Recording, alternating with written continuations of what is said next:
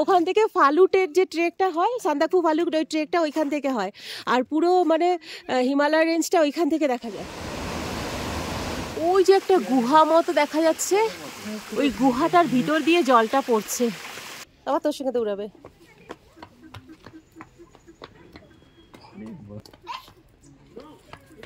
কি সুন্দর, ভালোই তো বন্ধু বানিয়েছিস।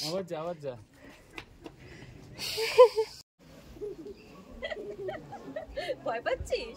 এইটা আমাদের বেড, বেডের উপরে একটা কাঞ্চনজঙ্ঘার ছবি, আর বেডের ঠিক পাশে এইরকম হচ্ছে সিনারি। মনে হচ্ছে এই একটা ছবি, আর মনে হচ্ছে এটাও আর একটা ছবি অ্যাটাচ করা।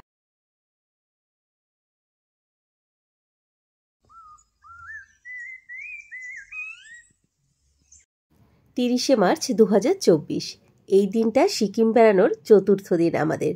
প্রথম দিন ছিলাম হাটাবান ভিলেজের ভার্সের রিট্রিটে, দ্বিতীয় দিন ছিলাম ভার্সের গুড়াসকুঞ্জে এবং তৃতীয় দিন হিলেতে। যতটা আশা করেছিলাম তার থেকে অনেক বেশি রোডোডেনড্রন পাওয়ায় মনে এক রাশ আনন্দ নিয়ে চলেছি আমরা পেলিংয়ের উদ্দেশ্যে। শেষের দুটো দিন আমরা পেলিংয়েই কাটাবো, আর এই পেলিং যাওয়ার পথেই আমরা দেখে নেব বেশ কয়েকটি সাইট সিইং। যেমন প্রথমেই দেখে নিলাম এই পবিত্র ঝিলটিকে, এর নাম ওয়ানচিং ঝিল। প্রচণ্ড ঠান্ডায় এটা বরফের চাদরে আবৃত থাকে। অসম্ভব সুন্দর লাগছে। এই এখন আমরা এখানে দাঁড়ালাম, আর এখানে টকটকে লাল রঙের রোডোডেনড্রন হয়ে রয়েছে। কি অপূর্ব যে লাগছে। আমরা যে কালকে উপরে দেখেছি ওগুলো একটু পিঙ্কিশ টাইপের ছিল, কিন্তু সেটার একটা আলাদা রূপ ছিল। এই যে টকটকে লাল, এরও কিন্তু একটা আলাদা মানে রূপ রয়েছে, মানে রং যেন ফেটে বেরিয়ে আসছে, এত সুন্দর লাগছে। এখানকার কালারগুলো পুরো লাল, ওইদিকের কালারগুলো যেমনি deep pink, pink, red, white, এই সমস্ত কালারগুলো পেয়েছি। আর এখানে যত গাছ দেখছি একদম সিঁদুরে লাল বলতে যে লালটা বোঝায় সেই লালটা দেখতে পাচ্ছি। কি অপূর্ব লাগছে এখানটায়। আমরা আগের দিন এখানে নামতাম, কিন্তু যাওয়ার সময় নামতাম, কিন্তু এত ফগি ওয়েদার ছিল, ফগি প্লাস বৃষ্টিও হচ্ছিল টিপটিপ করে। তো আমরা ওই ড্রাইভার ভাই আমাদের বলল যে আজকে নেমে কোনো লাভ নেই, আমরা যাওয়ার দিন নেমে যাব। ও পাগল পাগল লাগছে, আমার পাগল পাগল লাগছে। কি অপূর্ব, কি অপূর্ব ভ্যালিটা। এই জায়গাটা পুরো দার্জিলিংয়ের মধ্যে পড়ছে। আমি নিচে যাই, এই যে হেলিপ্যাডটা, এই হচ্ছে হেলিপ্যাড। ওই যে দূরে অভি দাঁড়িয়ে রয়েছে। এই যে উপরটা, এখান থেকে সান্দাকফু ফালুকের ট্রেক রুট, আর সিঙ্গালিরা রেঞ্জে যেটা বলছে ক্লাউড না থাকলে এখান থেকে বরফ দেখা যায়। আচ্ছা, দার্জিলিং এর মধ্যে পড়ছে জানো। হ্যাঁ, আর ওই যে ওখান থেকে ফালুটের যে ট্রেকটা হয়, সান্দাকফু ফালুট, ওই ট্রেকটা ওইখান থেকে হয়। আর পুরো মানে হিমালয় রেঞ্জটা ওইখান থেকে দেখা যায়।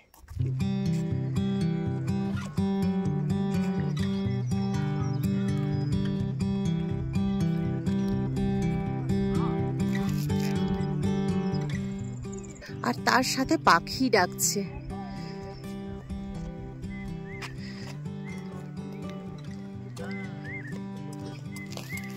কি অপূর্ব লাগছে। ধাপে ধাপে চাষ হয়ে রয়েছে, ধাপে ধাপে বাড়িগুলো রয়েছে। এই যে এইগুলোটা কি সব পিস ফার্মিং হচ্ছে, মটরশুঁটি। এখানে কত গুরাস হয়ে রয়েছে, সব লালি গুরাস। এই হলো আন্দের মনাস্ট্রি। ভীষণই শান্ত এবং স্নিগ্ধ একটা পরিবেশ। আগের দিন আমরা হিলে যাওয়ার পথে এখানে নেমেছিলাম, তাই আজকে আর নামছি না।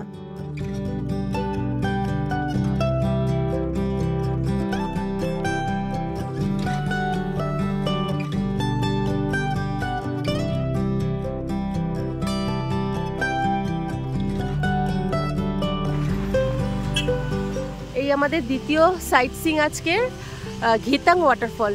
কোথা থেকে জলটা পড়ছে, অনেক উঁচু থেকে জলটা পড়ছে দেখতে পাচ্ছি। ওই যে একটা গুহা মতো দেখা যাচ্ছে, ওই গুহাটার ভিতর দিয়ে জলটা পড়ছে। যেহেতু এখন মার্চ মাস, সেই জন্য জলটা অনেকটাই কম। বর্ষায় এটা পুরো অ্যাক্টিভ থাকে। অদ্ভুত একটা পোকা নাকি ডাকছে, বুঝতে পারছি না, কি অদ্ভুত ভাবে ডাকছে।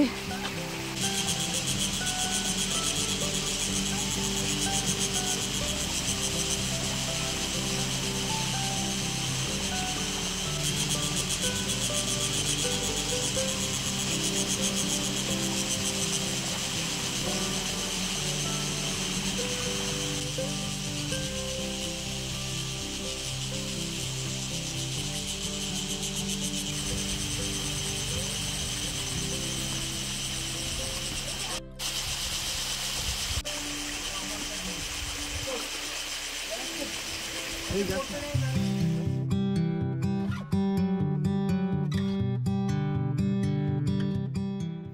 চলে এলাম আমাদের তৃতীয় সাইট সিইং পয়েন্ট নিয়াম ট্রি হাউসে। ভীষণই শান্ত এবং সুন্দর একটা ট্রি হাউস, সবাই মিলে একসাথে বসে আড্ডা দেওয়ার একটা উপযুক্ত জায়গা। কিন্তু আমাদের তো পেলিং যেতে হবে, তাই বসার সময় নেই, একটু ঘোরাঘুরি করেই বেরিয়ে এলাম।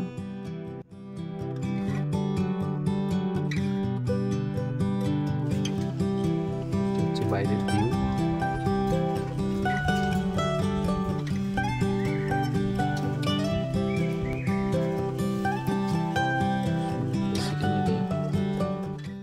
এই হলো সোমবাড়িয়া মার্কেট, এই এলাকার মধ্যে সব থেকে বড় মার্কেট। ভার্সের গুড়াসকুঞ্জে খাবার দাবার কিন্তু এইখান থেকেই যায়।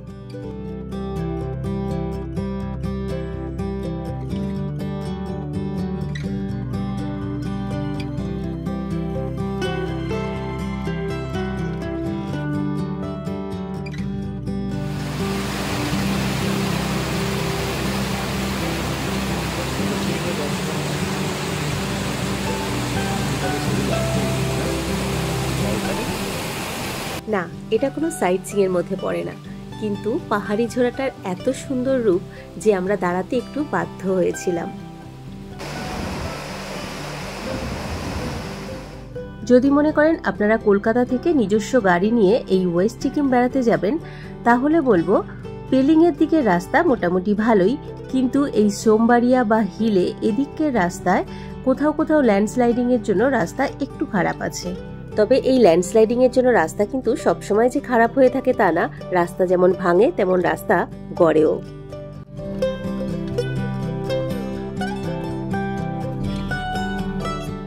এই আমরা জোরথাঙে ঢুকে পড়লাম। गेजिङ के लिए सब जाना होगा जोथुङ बजार और जोथुङ बजार के पास ये ब्रिज के पास से ना वो लेफ्ट टर्न लिया तो वहाँ से भी लेफ्ट टर्न है ना सर, लेफ्ट टर्न लेने से वहाँ से लेफ्ट टर्न लेने से नामची। আচ্ছা, আমরা যে সময় পেলিং গিয়েছিলাম ওই সময় এই জোরথাঙের পর থেকে পেলিং এর রাস্তা কিন্তু বেশ ভালো পেয়েছিলাম এই যাওয়ার সময়, কিন্তু আসার সময় আমরা যে রাস্তা দিয়ে এই জোরথাং পর্যন্ত এসেছিলাম সেই রাস্তাটা কিন্তু খুব একটা ভালো ছিল না। এইবার বলি এনজিপি থেকে পেলিং পৌঁছাবেন কিভাবে। এনজিপি থেকে পেলিং 3 ভাবে পৌঁছানো যায়। প্রথমত, গাড়ি রিজার্ভ করে আপনি এনজিপি স্টেশন থেকে বা এসএনটি বাস স্ট্যান্ড থেকে অনায়াসে গাড়ি রিজার্ভ করে পেলিং তো পৌঁছাতেই পারবেন। এবং দ্বিতীয়ত, শেয়ার অপশন। এনজিপি স্টেশন এবং এসএনটি বাস স্ট্যান্ড এই 2 জায়গা থেকেই কিন্তু পেলিংয়ে যাওয়ার শেয়ার গাড়ি খুব সহজেই পেয়ে যাবেন। টিমে যদি মেম্বার বেশি হন, অর্থাৎ 5-6 জন যদি থাকেন, তাহলে আমি বলবো সেক্ষেত্রে রিজার্ভ গাড়ি করা ভালো। আর যদি টিমে মাত্র 2 জন কি 3 জন থাকেন, তাহলে সেক্ষেত্রে শেয়ার গাড়িতে যাওয়া কিন্তু সব থেকে ভালো। তবে শেয়ার গাড়িতে গেলে চেষ্টা করবেন অবশ্যই ড্রাইভারের পাশের সিট দুটো অবশ্যই বুক করতে। তাতে যদি একটা গাড়ি মিস হয়ে পরের গাড়িতে যেতে হয় তাও ভালো, কারণ সামনে বসলে পরে ভিউটা অনেক ভালো পাওয়া যাবে। আর এই শেয়ার গাড়িগুলো 10 সিটারের হয়, ড্রাইভারের পাশে থাকে 2টো সিট। আর পেলিং পৌঁছানোর থার্ড অপশন হলো বাস। সেক্ষেত্রে সারাদিনে কিন্তু একটা মাত্র বাসই এনজিপি থেকে পেলিং যায়, আবার পেলিং থেকে এনজিপিতে আসে। তবে বেড়াতে গিয়ে বাসের ভরসায় না থাকাই ভালো। এই আমরা চলে এলাম এখন বার্ড পার্কে। এইখান থেকে হচ্ছে পার্কিং, এইখান থেকে পার্কিং, আর এন্ট্রি গেট ওই পাশ থেকে আমরা এন্ট্রিটা নেব। এখানে এন্ট্রি ফি লাগে পার হেড 100 টাকা, আর 14 বছরের নিচে বাচ্চা হলে তাদের লাগবে 25 টাকা, আর 3 বছরের নিচে হলে ফ্রি। আর এই হচ্ছে পার্কিং, বাইরেও করা যায় ভিতরেও করা যায়, পার্কিংয়ের জন্য লাগে 30 টাকা। এই হচ্ছে আমাদের পার্কিং টিকিট, এই হলো এন্ট্রি টিকিট। আমরা 5 জন আছি বড়, তাই আমাদের 500 টাকা লেগেছে। আর এই যে আন্ডা এ ফ্রি। চলো, এইখান থেকে 180 মিটার গেলে পরে লেফটে বার্ড পার্কটা পড়বে। আর ঢোকার সাথে সাথেই অদ্ভুত পোকামাকড়ের ডাক কানে আসছে।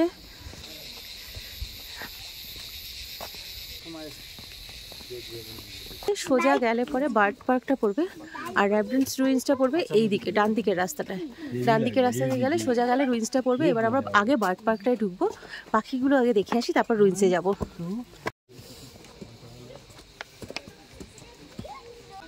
এখানে বার্ড পার্কের টিকিটটা চেকিং হচ্ছে।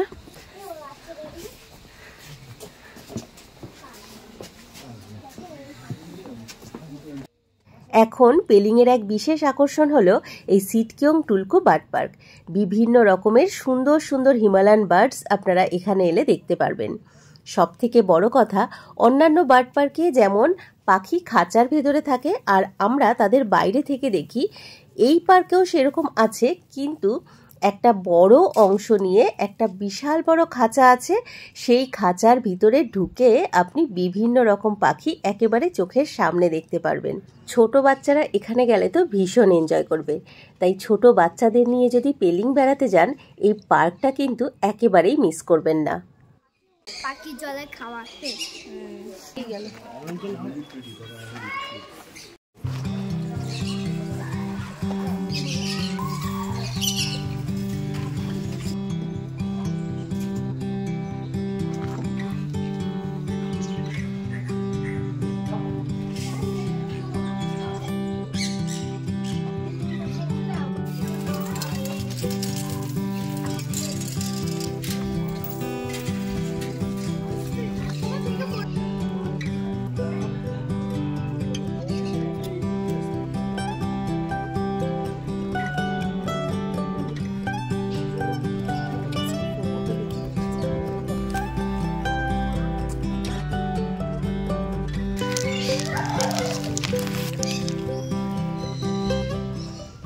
এই বার্ড পার্কের মধ্যেই রয়েছে একটা বেশ বড়সড় অর্কিড হাউস, আর কত রকমের রং বেরঙের অর্কিডের ফুল এখানে ফুটে রয়েছে।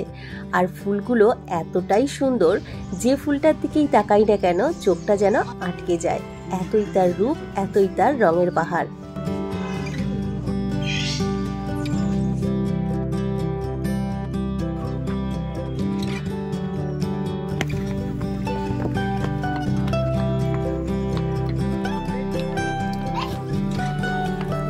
কি সুন্দর, ভালোই তো বন্ধু বানিয়েছিস।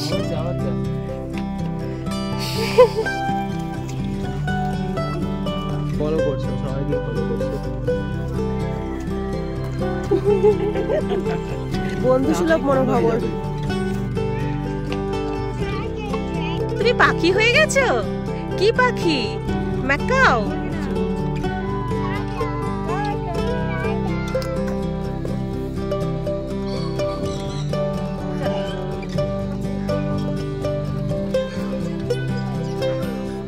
তুমি খাঁচায় বন্দি? তোমাকে খাঁচায় বন্দি করে রেখেছে? খাঁচা থেকে কিভাবে মুক্তি হতে হয় দেখিয়ে দাও তো, দেখিয়ে দাও, দেখিয়ে দাও। বল, আমাকে কেউ বন্দি করে রাখতে পারবে না। বল। বার্ড পার্ক দেখে এইবার আমরা চললাম র্যাবড্যান্সের রুইন্স দেখতে। মাত্র 1 থেকে 1.5 কিলোমিটারের ছোট্ট একটা ট্রেক, রাস্তা হালকা চড়াই। কে দেখি তো মুখটা। বাচ্চা কাঁধে ট্রেকিং হচ্ছে, আর ওইদিকে একজন ফোনে অফিস করতে করতে ট্রেক করছে, আর আমি মোটামুটি হাঁপাতে হাঁপাতে উঠছি। একদম ঘন জঙ্গলের মধ্যে দিয়ে ট্রেলটা, মানে ভীষণ সুন্দর লাগছে। একদম পুরো জঙ্গল, আর একটু চড়াই, হালকা চড়াই। তো আমরা তো মোটামুটি একটু দৌড়ঝাঁপ করেছি, ওই জন্য শুরুতেই লাফালাফি করে হাঁপিয়ে গেছি, না হলে এমন কিছুই ব্যাপার না। কালকে 5 কিলোমিটার ট্রেক করেছি, আর সেখানে তো এটা তুচ্ছ। এই আস্তে আস্তে একটা ওয়াচ টাওয়ার মতো চোখে পড়লো, কিন্তু কেউ যায় বলে মনে হয় না। বেশ উঁচু, অনেকটা উঁচু। জঙ্গলের মধ্যেই পাতা ফাতা পড়ে আছে, আর মনে হচ্ছে পরিত্যক্ত টাইপের। জানি না কীরকম, তবে যাব না। অনেকটা উঁচু। আমরা এখন এই ট্রেল ধরেই চলবো। এই আস্তে আস্তেই বেশ কিছু মানে এরকম পাথুরে ওয়াল দেখতে পাচ্ছি, বেশ চওড়া আর পরিত্যক্ত, শ্যাওলা জমে গেছে।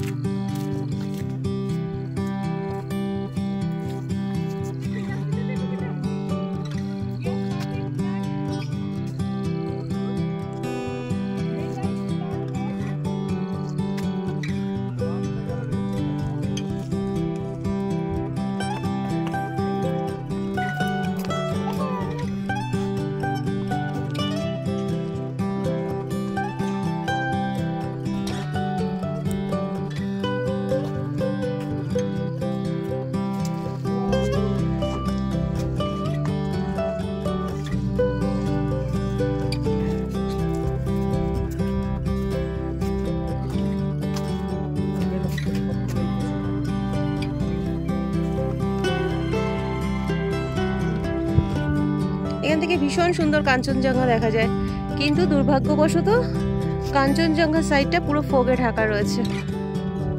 এই র্যাপ ড্যান্সে 1670 থেকে 1814 পর্যন্ত সিকিমের রাজধানী ছিল, পরে গোর্খা সেনাদের দ্বারা ধ্বংস হয়ে যায়। এখন এখানে সেই রাজপ্রাসাদেরই ধ্বংসাবশেষ রয়েছে। রাজা তেনসুং নামগ্যাল এই রাজধানীর প্রতিষ্ঠা করেছিলেন। এটা হচ্ছে ওয়ার্শিপ এরিয়া, আরাধনা করতেন রাজা এখানে।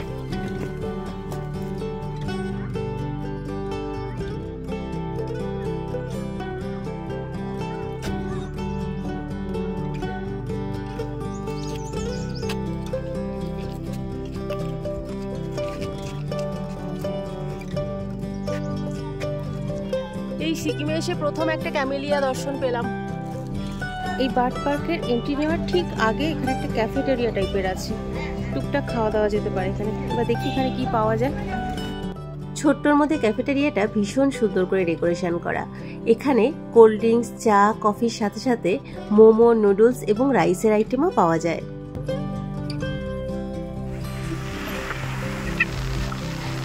পার্কিং এর জন্য নিল 30 টাকা আর এন্ট্রি ফি নিল পার হেড 50 টাকা করে। এইবার চলে এলাম আমরা পেলিং এর বিখ্যাত পেমাইংসে মনাস্ট্রি দেখতে। মনাস্ট্রিটা ভীষণই সুন্দর, সাজানো গোছানো এবং শান্ত একটা পরিবেশ। তবে এই মনাস্ট্রির ভিতরে ছবি তোলা বা ভিডিওগ্রাফি করার একেবারেই অনুমতি ছিল না, তাই মনাস্ট্রিটা আমরা খুব ভালোভাবে দেখে ঘুরে বাইরে থেকে কিছু ছবি তুলে চলে এসেছিলাম।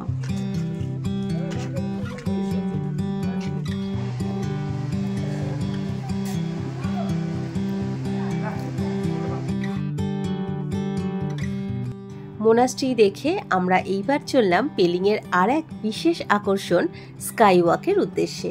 তবে আমরা যে সময় গিয়ে পৌঁছেছিলাম তখন একেবারে শেষ সময়। কোনো রকমের টিকিটটা পেয়েছিলাম এবং কোনো রকমে দেখতে পেয়েছিলাম। পুরো পেলিংয়ের মধ্যে যতগুলো সাইটসিং পয়েন্ট আছে তার মধ্যে এই স্কাই ওয়াকে যাওয়ার রাস্তাটা ছিল ভয়ঙ্কর স্টিপ। রাস্তাটা এতটাই খাড়া, দেখলে গা শিউরে ওঠে।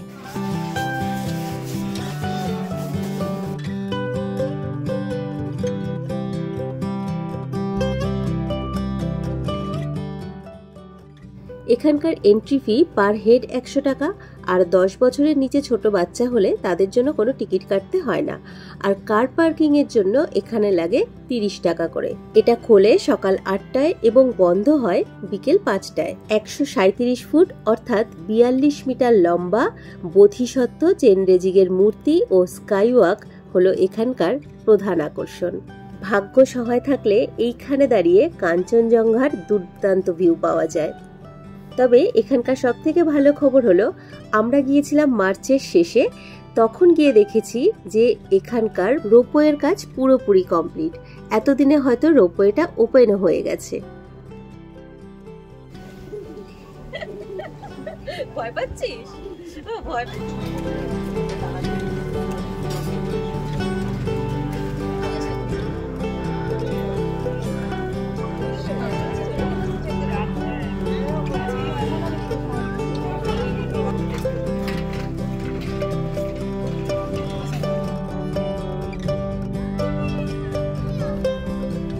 কি অপূর্ব লাগছে দেখতে ফুলগুলো।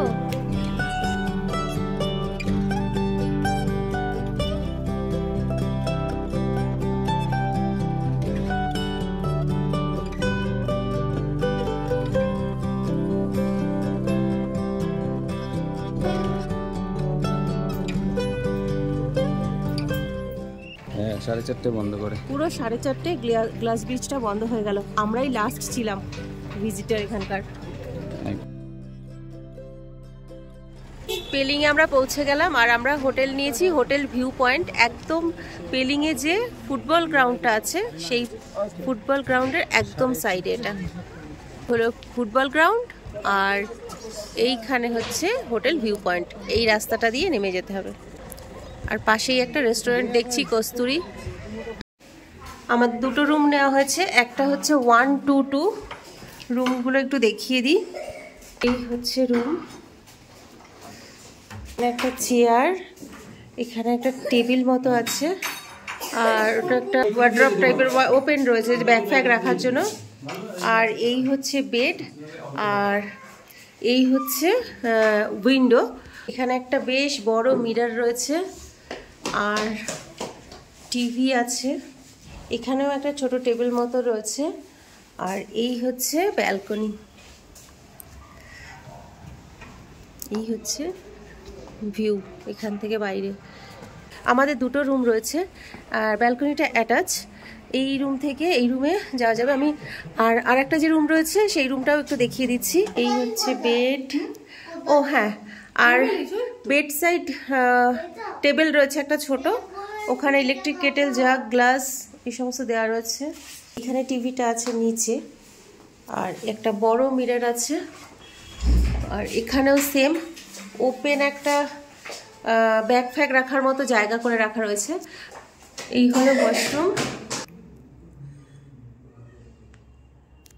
বেসিন আছে, মিরর আছে, হ্যাঙ্গিং করার জায়গা আছে, শাওয়ার, গিজার আর এইরকম।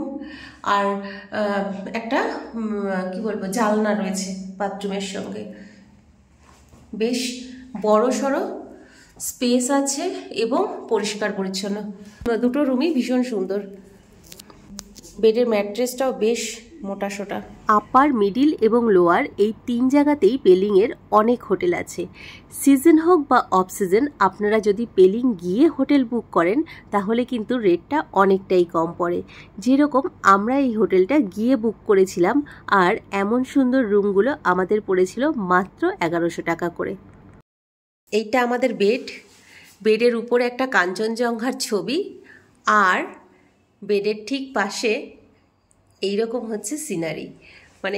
মানে মনে হচ্ছে এই একটা ছবি আর মনে হচ্ছে এটাও আর একটা ছবি অ্যাটাচ করা। দূর থেকে গাড়িগুলো যাচ্ছে, এখানে বসে অনেকক্ষণ কাটি, মানে এখানে বসেই কাটিয়ে দেওয়া যাবে অনেকটা সময়। বাথরুমের ঠিক পাশেই রয়েছে একটা ডাস্টবিন আর ডাস্টবিনের পাশে আবার একটা ফুটলাইটও রয়েছে।